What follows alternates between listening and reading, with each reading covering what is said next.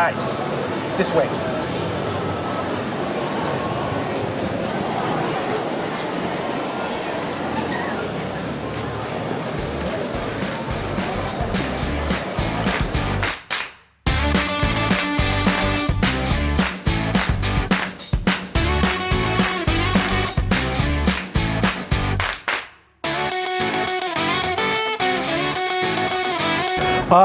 Born and raised in Maryland up to a certain point. Then we moved to greater Los Angeles area. And basically, I just didn't really see myself doing anything else for a living. And then I had left home pretty young, ended up making it work out, living on my own before I was 18. Ended up with an agent and going out on auditions, and finally landed the big thing. I think I was 20 when I did that, so I spent quite a few years auditioning and then doing small parts here and there, and then that's how I got into it. I couldn't see myself doing anything else at the time, so I made it happen.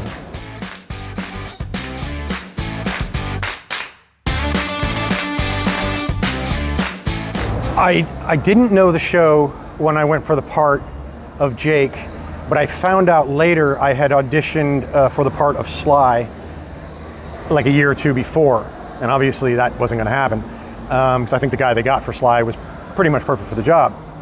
But I found that out later. As far as the auditioning process went, I had a first audition, which obviously went well. They brought me back, and every time they brought me back like 6 times total. And every time it just grew exponentially more terrifying, because each process there was bigger and more powerful people in the room each and every time.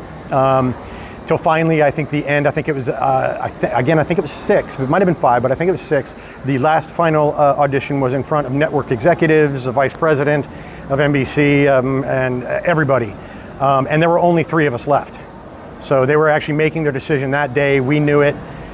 And it was nerve-wracking. At the same time, like I'd been to thousands of auditions by this point. So it shouldn't have been that nerve-wracking. It should have been like, hey, whatever. This is what it's what I do. At that point, that is what I did. I auditioned. I didn't, and then I found out I got the job. So it went well, apparently.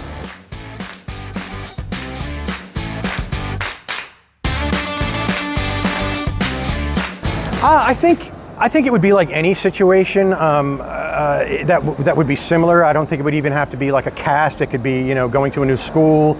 You're the new guy. You're going to get hazed a little bit. You're going to get people going, why does this guy even have to be here?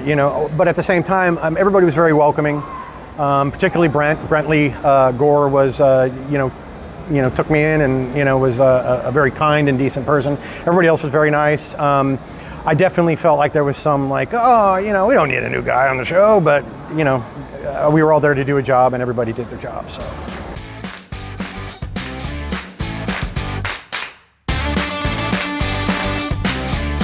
Brentley is a musician, and still is through and through. And Brentley, he really was excited about this project because there was music, and I think, because it started straying away from the music and more towards the story of the characters and all that, I think he just wanted to explore other things. Because music is, from what I know of Brentley, music is who Brentley is. And if you've ever listened to his stuff, it's fantastic. So if you haven't listened to his stuff, I highly recommend listening to his stuff.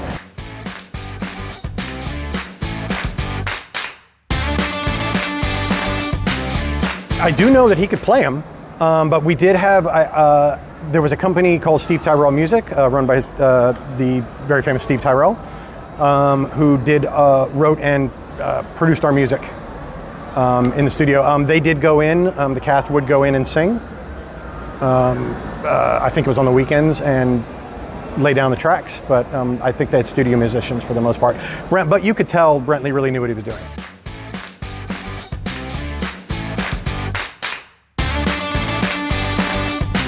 I think she just had other opportunities. I think she was being offered other things, and she was talking to people about things that were probably a little bigger than what we were doing.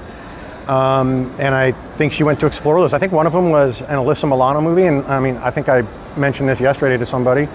If you get offered to do a movie with Alyssa Milano, I mean, I'd do it for free. So, anyway, I digress.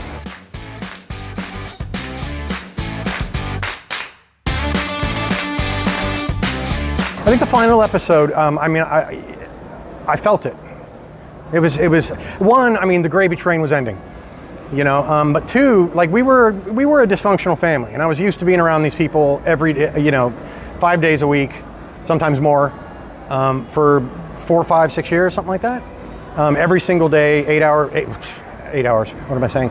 Up to 12 hours, 14 hours a day sometimes. So there was, yes, the gravy train is ending, but it was like, yes, I will miss these people. I will miss them. So, yeah, that was a particularly poignant moment, especially I think at the very last shot of the finale. I think my character touches people's instruments, and I think I actually felt that. Like, I mean, I was actually like, wow, like this is it, and it was literally the same feeling that Jake was having. I was having the same feeling Jake was having. Another favorite episode, just because he had it a long time coming, was the one where I got to punch Sly. But anyway, that's neither here nor there.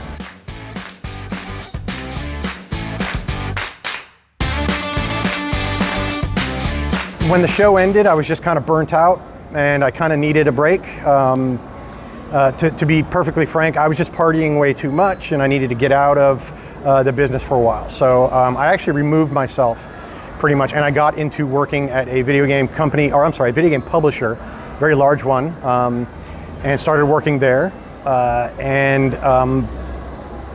did some small voice parts in a few different games for that company. And then I moved to another company that was based in Dallas. And one night at drinks, after we had been doing some major overtime on another game, the guy who was producing, I think, sound for Deus Ex just said, "Hey, do me a favor, say this line in this type of voice." And I said it, and he said something to the effect of, "Hot damn, you're it, that's it, you want to do the voice of J.C. Denton?" I was like, "Who, the what?" Sure. And so I did. Little did I know it was going to be like one of the most iconic video games of all time. I mean, it is. How does a video game win a BAFTA? It won a BAFTA. And I guess maybe others did or do, or there's I don't know, but I didn't know that until I found out it did. But that was that's nuts.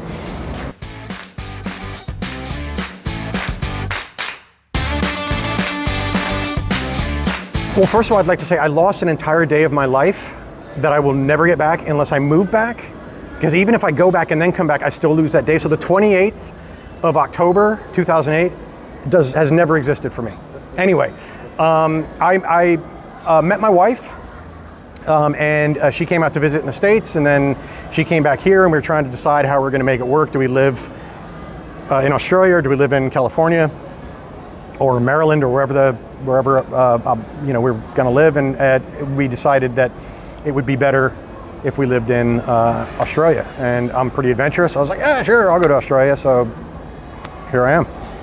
So I've married an Aussie, and she got her hooks in me, and it's hard to get those hooks out. So, I love Australia. It's a great country. It's beautiful. The flora itself is just, you just go to certain areas and it's just primeval. Like you can tell, like there's areas that it looked this way a couple 100,000, a couple million, a couple 100 million years ago. And I love that. And there's areas in the States that, are the same way, but like it's just different here. There's a different feel. The animals, you can just see that the adaptations they had to make were completely different and divergent from other animals and on other continents. Like it's a completely different path they took for evolutionary reasons. It's amazing. I love it. I love Australia. Most of the things I miss about home are the food. There's good food here, but like there's just things at home that you just don't get here. And one of those is just the type of pizza I want. There's good pizza here, but it's just not the pizza that I want, it's you know, I'm like, I want a good pepperoni pie from New York. I want a good pepperoni pie from Detroit. I want a good pepperoni pie from even Los Angeles has amazing pizza. But it's not that it's better, because people here love their pizza. Here, it's just that it's different, and it's what I'm used to, and it's what I want. So I miss that. Sushi bars are a lot different in the States than they are here. Here, there's just like sushi shops. You just kind of go in, grab it, and go home. In Los Angeles and New York and wherever, you know, there's sushi bars. You go, you sit down, and you can say, "Hey, surprise me," and they'll make you some crazy stuff, and you either like it or you don't. Sometimes you don't. And you order, and you watch them make it as you order it. Here, like I said, it's a different thing.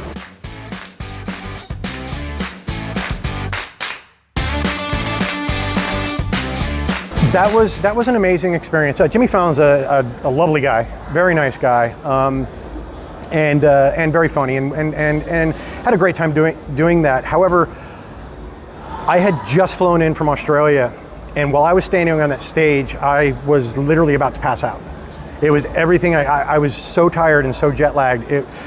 It was so hard to stand there.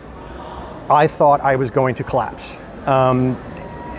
Faint, or I don't know, I wasn't sure what it was. I just felt like, okay, if this doesn't end soon, this live viewing or this live whatever's happening it's going to happen on TV and people are going to see it. But anyway, but it was a good experience. We got to play with the Roots, which always would be an honor to anyone. Got to play with Jimmy. I got to get some New York pizza. Got to stay in a very nice hotel. I got there early and they didn't have my room ready, so they upgraded me to a penthouse suite. That didn't suck. So that ended up having, I think it was like 2 bedrooms and 2 baths and a kitchen and a dining room and a living room, and it was crazy. It was, yeah, it was very nice. Yeah, it was a good time.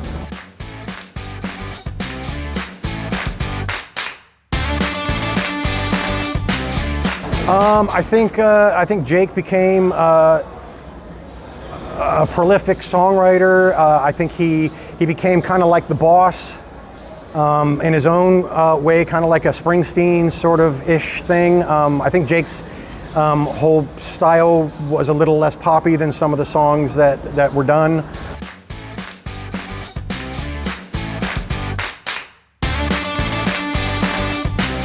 I've been talking to a few people about a few things here and there. I'm not really certain. I have kind of decided, like, I don't know, I've quit acting a while ago, and if I got back into it again, I wouldn't be coming from a place of no experience, I'd be coming from a place of experience. So it'd be a lot different getting back into it now than I did when I really had no experience.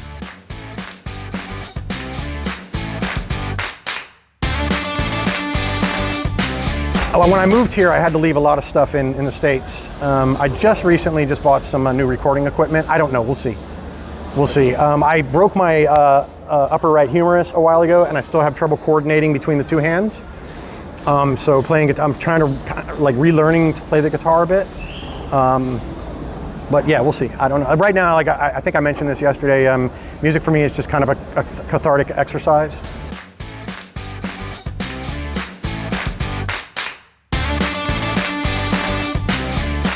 It's not regular contact, but we do say hello here and there. We're all on each other's social media, and I think we are, if I may mention it, I think we are doing a GalaxyCon virtual meet and greet on the 27th of this month. You can Google it, look it up, whatever you got to do. But yeah, check that out, and you'll see us all together, and we'll see if we still get along. No, it should be fine. Yeah.